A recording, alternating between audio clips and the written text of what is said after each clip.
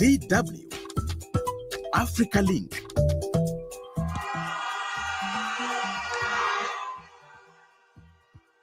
Can we take a moment to soak in this glory? Nigeria has done it again, queens of African football, and this time they didn't just win, they conquered.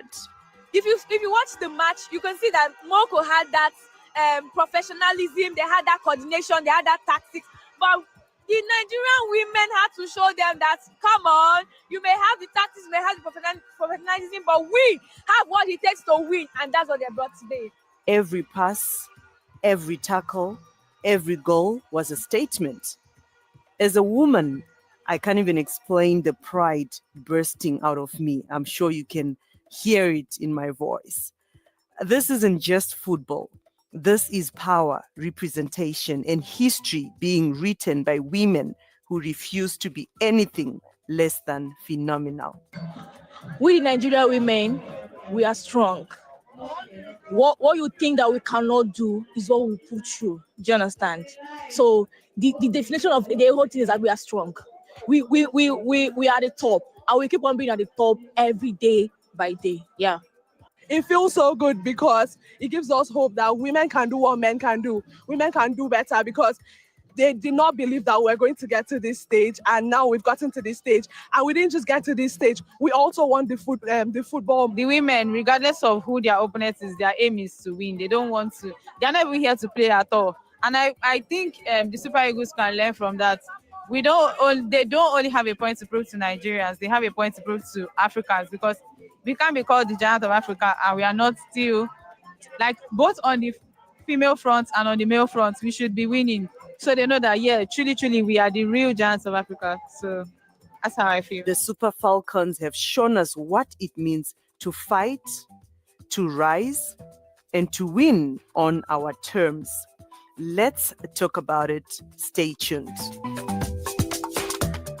My name is Josephine Mahachi. Welcome to Africa Link, the podcast that connects you to the stories that matter from and on Africa.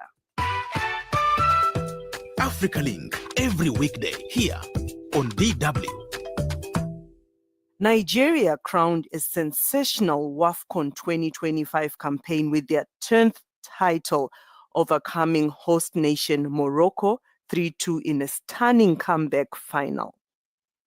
Trailing 2-0 at halftime, the Super Falcons, led by standout performances from Rasheedat, Ajibade, and Chiamaka Nnadozie, rode back with goals from Esther Okoronkwo, Folashade Ijamilusi, and a late winner by Jennifer Echegini. Their journey saw them top their group, edge out South Africa in a tense semi-final, and showcase unmatched resilience and spirit in the final.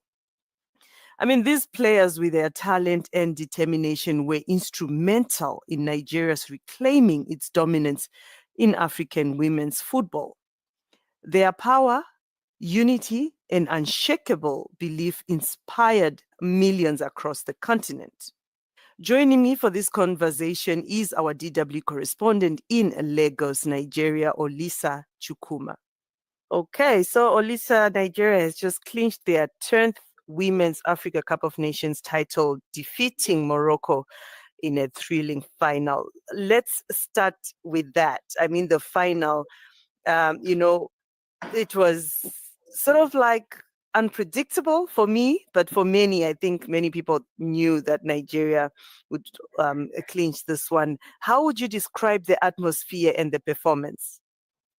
Well, Josie, thank you very much. The atmosphere was quite a tense one. The Moroccans came out en masse at that capacity stadium of theirs to support their girls, to support their women.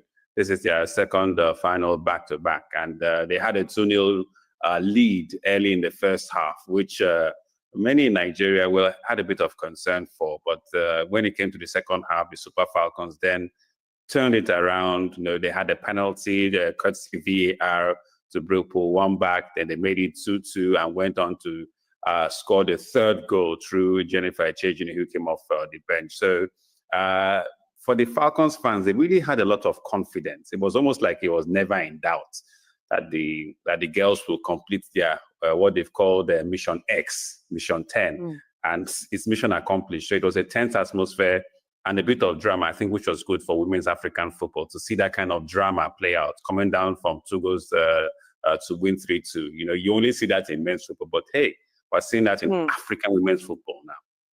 Yeah. Can you just maybe also paint a picture of how Nigerians themselves reacted to this? You were there and you're on ground during the final tournament. It was a roller coaster of an emotional one because lots of Nigerians, the entire country was behind the girls. It was Mission 10 mission that Saturday night, and everybody was tuning to their TVs or watching at viewing centers, approved viewing centers or bars, and all of a sudden they realized that their girls had considered not only the first goal but the second goal, 2 goals down. So it was surely for many men who don't really watch women's football, you could see that they were like, we said it, this is what happens. The girls are disappointed.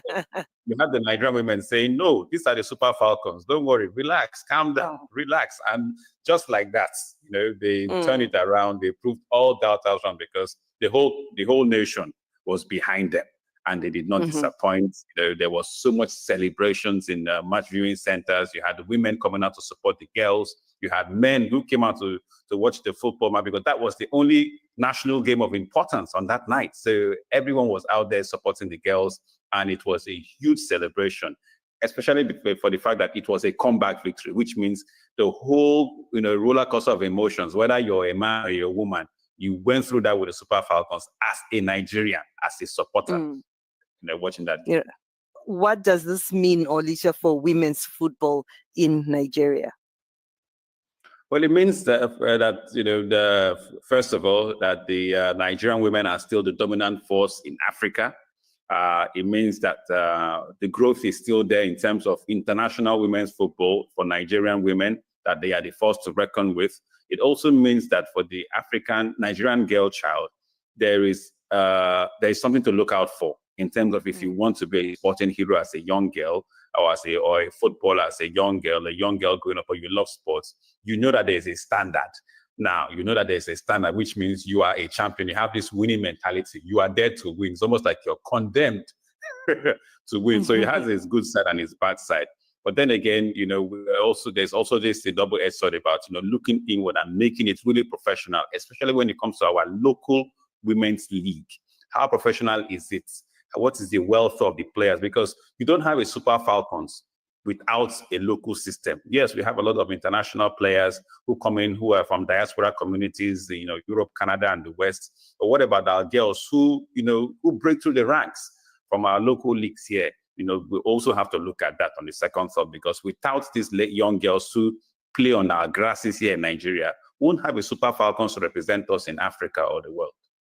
And what do you really think made the difference, for Nigeria in this final? Winning mentality and grit.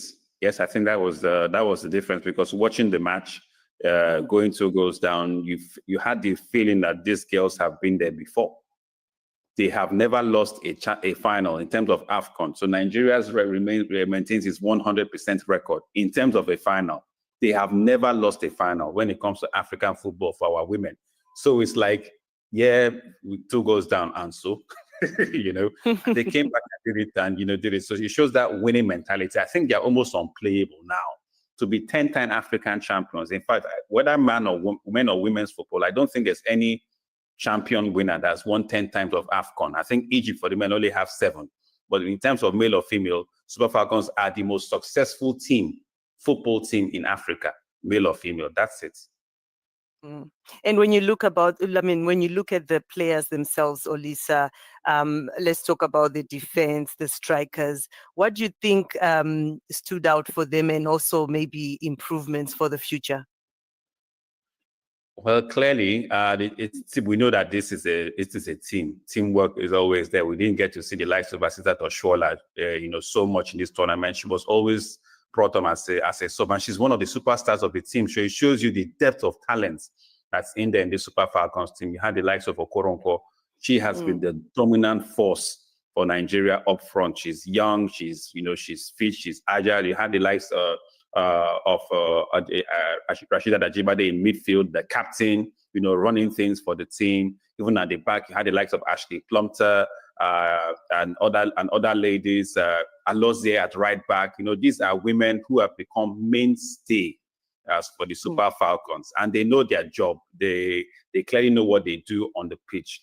It's left for other countries, or even for us Nigerians, to really pay attention to women's football and see that yes, it's not just about the Super Eagles, but also about the Super Falcons. You can see defenders, you can see goalkeepers, you can see midfielders, and you can see strikers. They did not need Ajibade Oshoala to be the main star again for the Super Falcons without her actually starting so many matches in this tournament.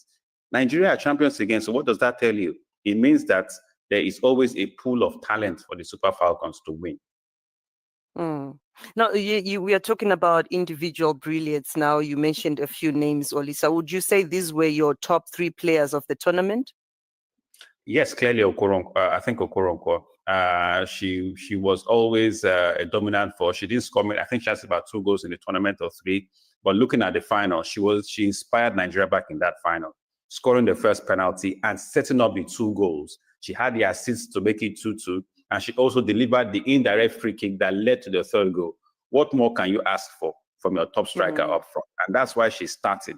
That is why she's starting, and keeping the likes of Oshoala on the bench, because let's be frank, Nigeria's got talent.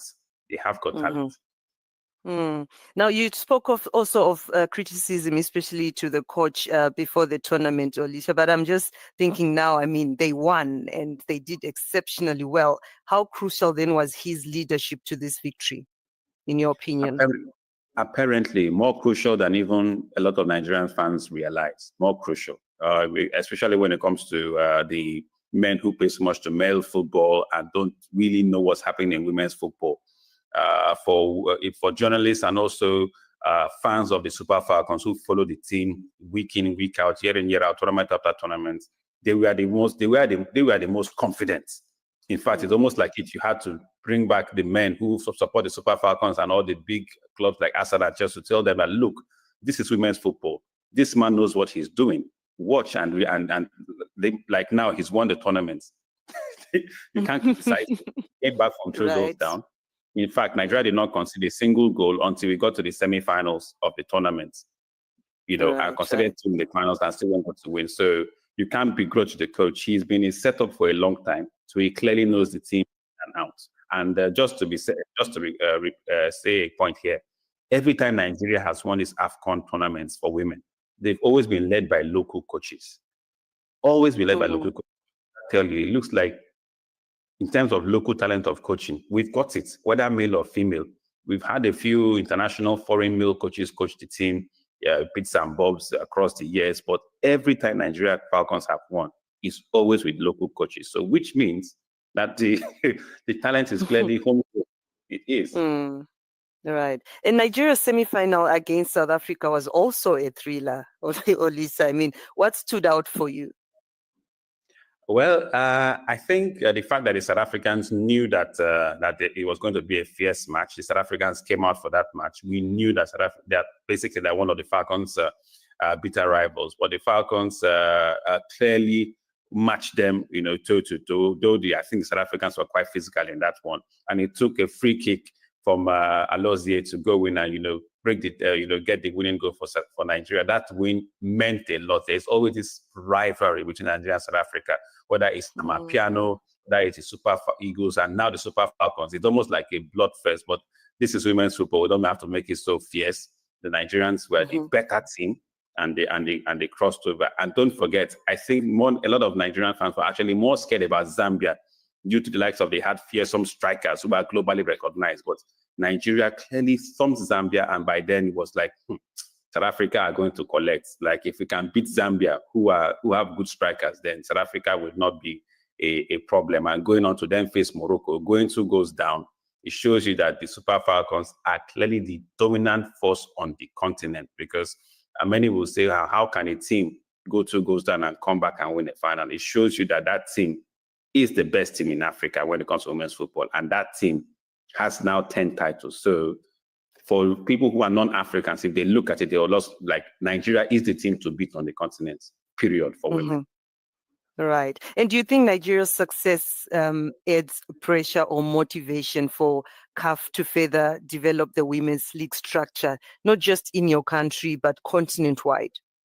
Yeah, it adds more pressure. I think it adds more pressure because as much as, fans want to flatter ourselves that we are the dominant force in women's football in Africa, it goes back to that thing I talked about. But what about within? How is the local women's setup? Can we really make women's football professional?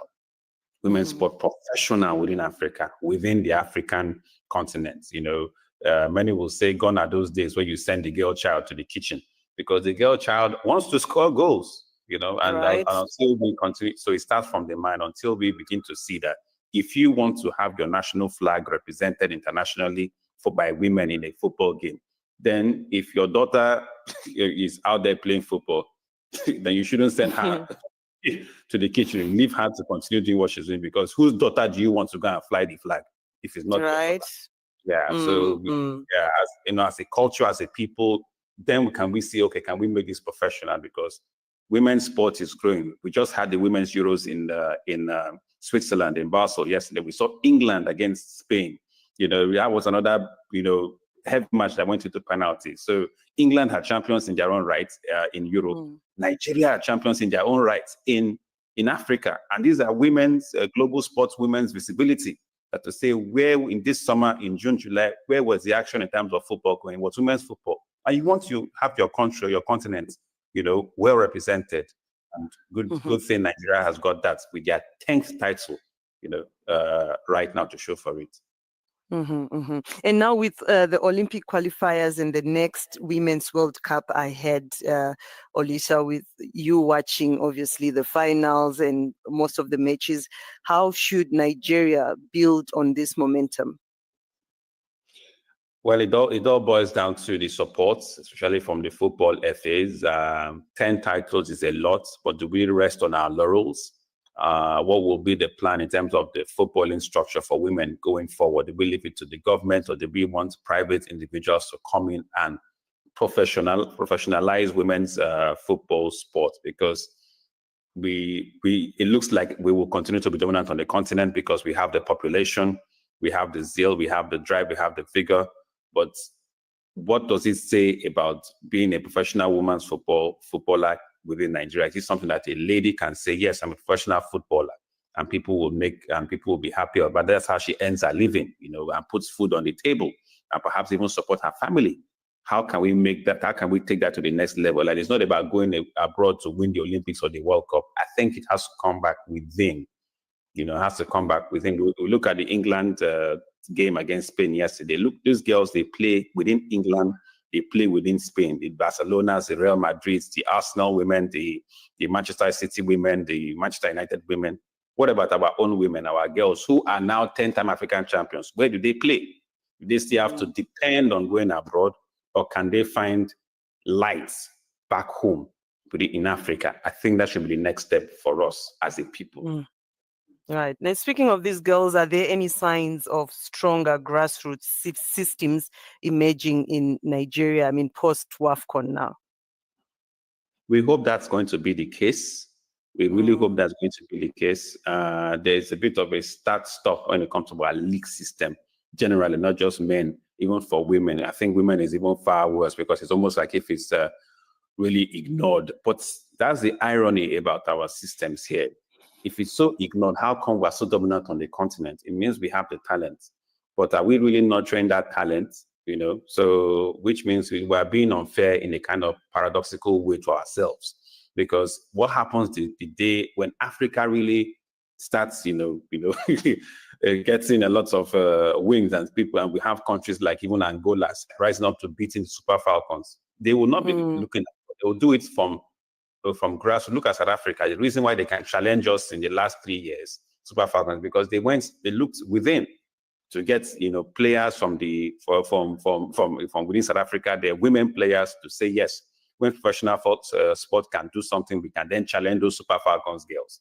If we have more African countries challenging us, we might have to run for the for the fences. But if we continue to develop our local talent within, we would always be in the conversation of being one of the best in Africa, because there's, apart from the Super Falcons national team, we'll have to look at women's club football going forward on the continent. We know that CAF and FIFA have plans for that. We don't want to be in a situation where, when it comes to women's club football in Africa, Nigeria then becomes missing. If that happens, that's going to be a big shame.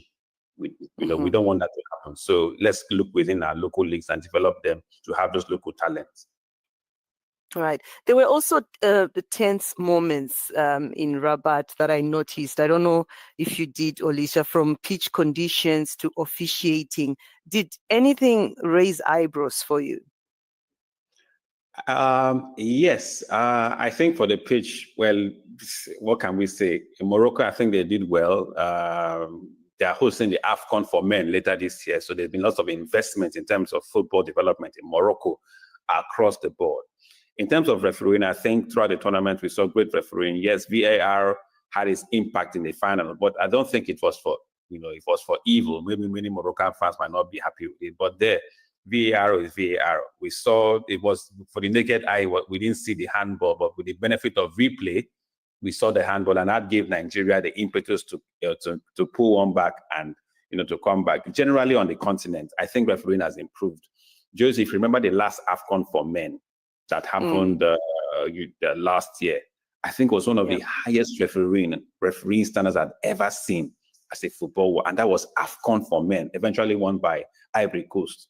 Whether it was VAR refereeing, the level was just too high. It was almost like if FIFA used that as a basis to test for other Europeans to look at that. Look, within Africa, we're going to test systems that are going to function. And I think that's also rubbed off in Morocco with this women's AFCON. And we'll see more of that in the next AFCON, still in Morocco, but for men in December. And that's going to be the one that's really going to get the continent really, up its feet. And now that Nigeria are women's champions of AFCON in Morocco, there will be pressure on the Super Eagles, that are so-called men, to go to Morocco and also, make it back-to-back, male and female champions, to really be the giants of Africa. So I'm looking forward to this AFCON later this year in Morocco for men, because trust me, Josie, African tournament has brought something apart from the football on the pitch in terms of continental banter that even the West cannot.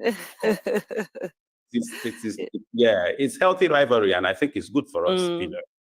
So absolutely, Africa has to try and prevent the men who almost won it last time in Ivory Coast. They have to prevent Nigeria from winning this year's AFCON in Morocco, because if Nigeria does win AFCON for men and AFCON for women, it means like it's good night for Ghana. Nobody's going to challenge Nigeria anymore. There's Afrobeats, there's Nollywood, there's Super Falcons, and there's Super Eagles. Where would Africa go to? So in terms of the banter, I'm looking forward to it, that tournament later this year. It's like they should make you Minister of Marketing for your country, hey, Lisa, because the way you really talk about your country is out of this world. But I also want to know from you, I mean, we are both journalists, how the media coverage of this win, comparing to past tournaments, and is it finally like catching up to the players' level of excellence? It is, because it cannot be ignored. You cannot be ignored with Nigeria having a very, broad commercial media base. It's almost like if you can't be forgiven, you would never be forgiven for ignoring the Super Falcons. Every news channel was following the progress of the tournament. We have a lot of female sports journalists now who are very passionate, who travel with the team, who continue to share things locally, on social media, and also with their official, platform, broadcast handles about the progress of the team, their training and all that. And as we speak to you now, this is, we are waiting for the Super Falcons to land in Abuja. The capital is going to be rolling out the green carpet, so to speak, because there's going to be an open bus tour around the city of Abuja, the capital. The president is waiting for them. So we know that the news as at today, by around close of business today, what people want to see and hear is that the Falcons have brought this new trophy, and they are parading it in Abuja for the world to see and for the president to see. So that's what we are waiting for. That will have a lot of media coverage and buzz. People want to see those girls who they were watching on TV bring that cup and that young girls can see, look, that is Asisat Oshoala, that's Ashley Plumter, that's Okoronkwo, that's Jennifer Chejin. These are the girls who we saw do that incredible feat in Morocco. They are here now in flesh and blood with that trophy. And we all know that when they finish in Abuja, it will still come to Lagos, where they will block traffic. Masses are right. The Falcons we can't escape the Falcons, at least for the next 3 days. It's going to be celebrations. Right. DW correspondent in Lagos, Olisa Chukwuma, many thanks for joining us here on DW Africa Link podcast. That's it for this edition of Africa Link. Remember, you are not just a listener, but a crucial part of our community, and your engagement can shape the direction of our discussions. We value your insights and encourage you to share your thoughts with us. Remember, your voice matters, and together we can continue to celebrate and empower women in sports. You can find all of the Africa Link podcast episodes on Spotify and Apple, or wherever you listen to your podcasts from. This episode was co-produced and edited by Isaac Mugabi. My name is Josephine Mahachi. Thanks for listening. Until the next one, it's bye for now.